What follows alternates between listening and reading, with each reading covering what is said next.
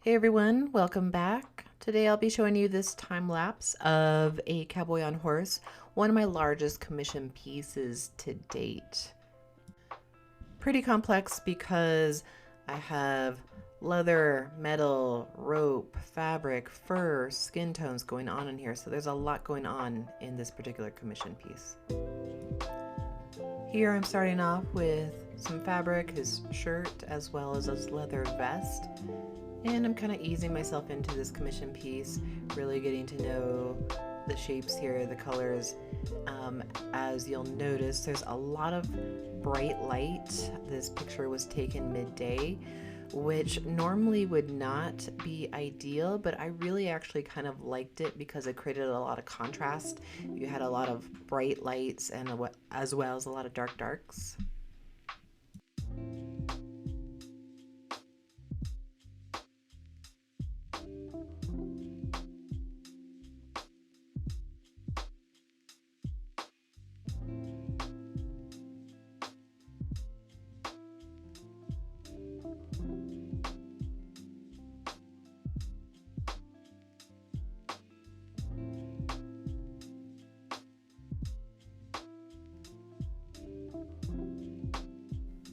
For the hat, I'm using a variation of grays, a lot of cold grays and some warm grays.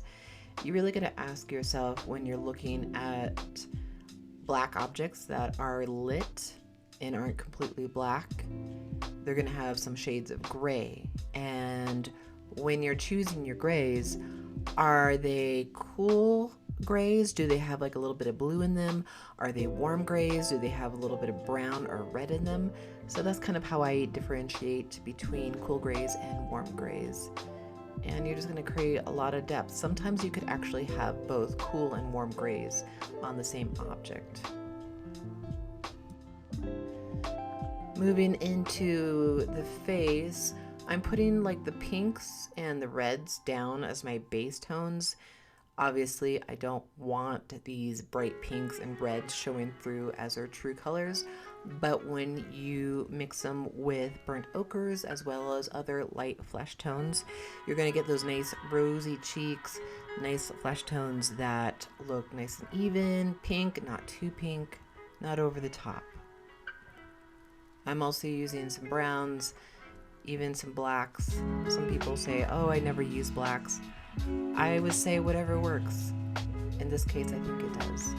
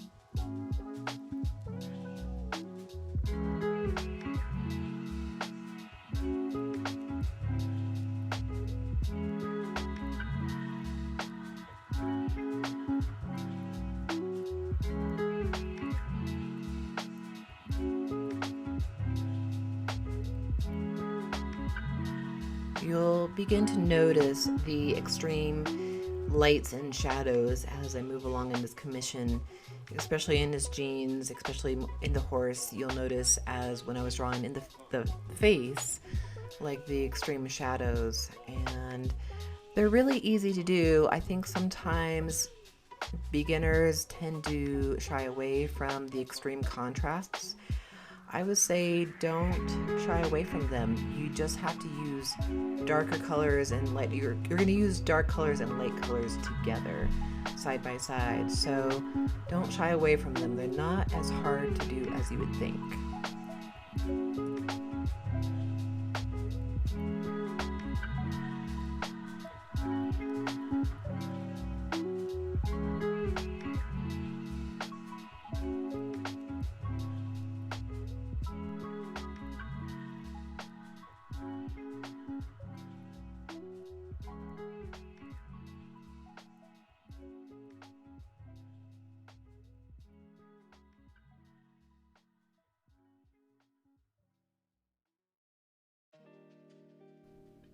And now I'm moving into the horse. I am starting with the body mainly because I draw from left to right. And I don't like to draw from right to left because I'm right-handed, and then I'm going to be like resting my hand on a finished piece of the commission, and I don't like to do that because I feel like it kind of smudges things. But if you're still with me, still watching, thank you so much. I just want to take a minute to tell you about my future Patreon channel coming May.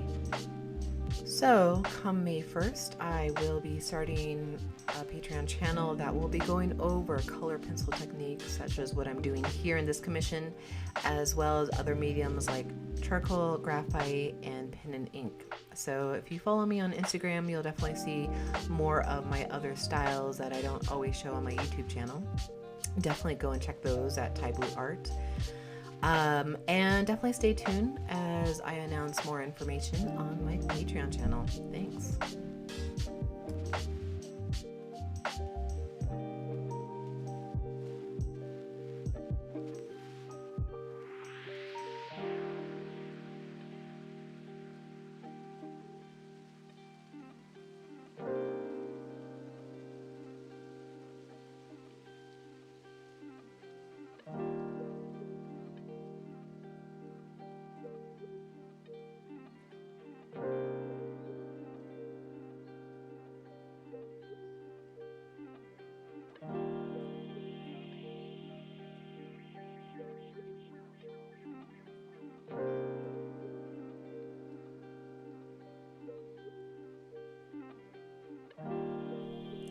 As I'm moving along with this horse, you can see I'm using pretty much straight up black in those shadows. It's just a solid black. Sometimes I'll use some brown, especially some walnut brown from the Polychromos series. But then you have to blend it pretty quickly into some really light highlights. As you'll see, I'm using the burnt sienna as well as more walnut brown, and then some warm grays in there as well. Also, the bridle bits, you can see how they change. They're all not like completely cohesive. Some leather on this horse is a little bit more gray, some of it's just straight up brown, has a little bit of burnt sienna. So really being able to pick that out with, with your eye, and of course you could vary it. It all depends on, your particular style.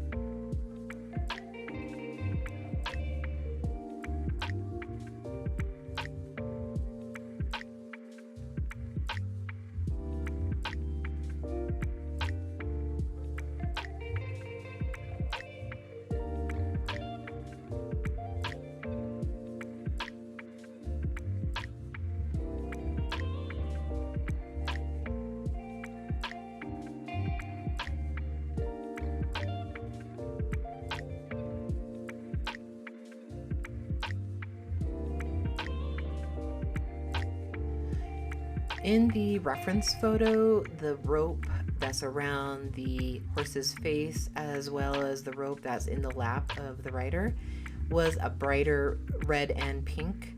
And I decided to really dumb down those colors, really mute them a lot more than what they are in the reference photo, because I really want the attention to be drawn to, you know, the faces, the cowboy and the horse. I don't want the attention to be drawn to these bright ropes around, you know, the horse and on the rider. So that is like a personal preference. I think if you're going to be a portrait artist, sometimes you might have to make those slight changes because you want the attention to be drawn to the face, not to the objects around the face. That's you know, that's the whole point of a portrait, is to be looking at the face.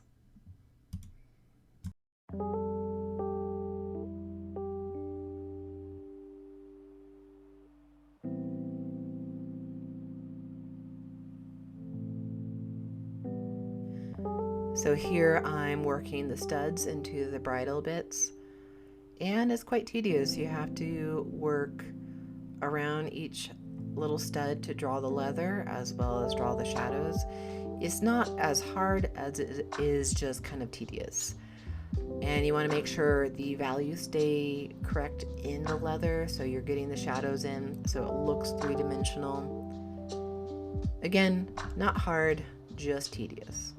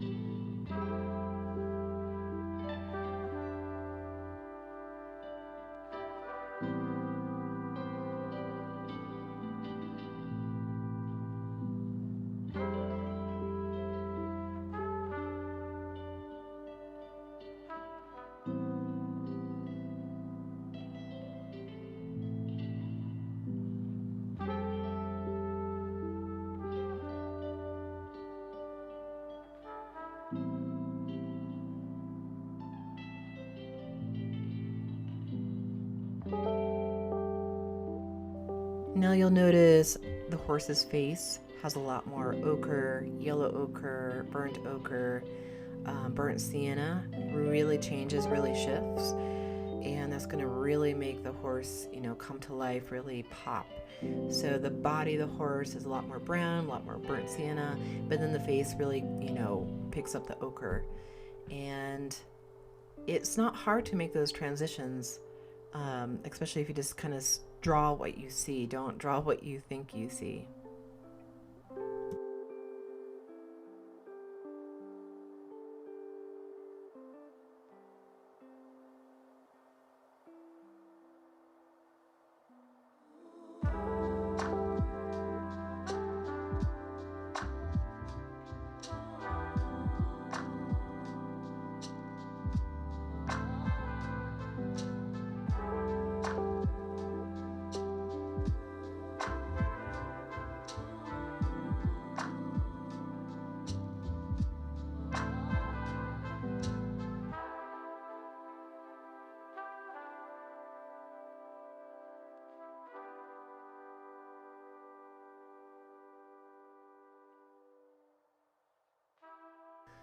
And then white fur. White is not always white. With the white fur here, we have a lot of warm grays, light warm grays, and don't be afraid to use those. They'll really make that dimension where it seems like there wouldn't be. But don't be afraid to use a little bit of gray, French gray, even some like brownish beige in that white part of the fur.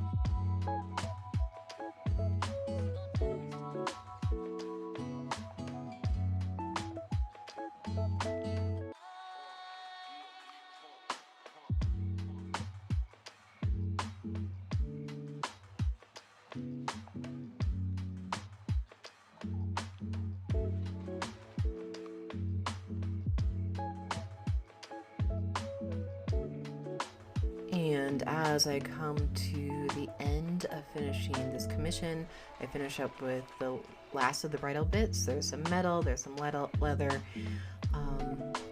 You know, don't let your mind trick you with what your eyes are seeing. Always draw what your eyes see, even if you tell yourself metal is silver. If the metal isn't silver in the picture, don't draw it as such. I know it seems a little bit, contradictory, but draw what you see.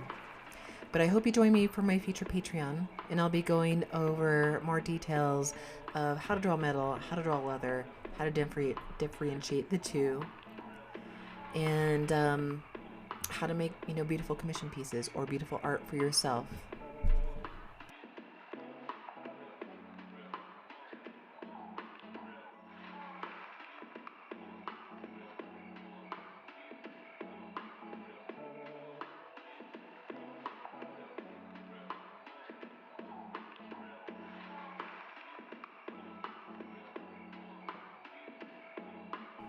So I finish up the commission with some neutral gray for the background over white, and it's just a pan pastel, and I just brush it over, and you'll see that here, pretty easy to do. You're always welcome to leave your backgrounds white, but I like to keep them like a nice gray. It allows the portrait subjects to kind of pop out a little bit more.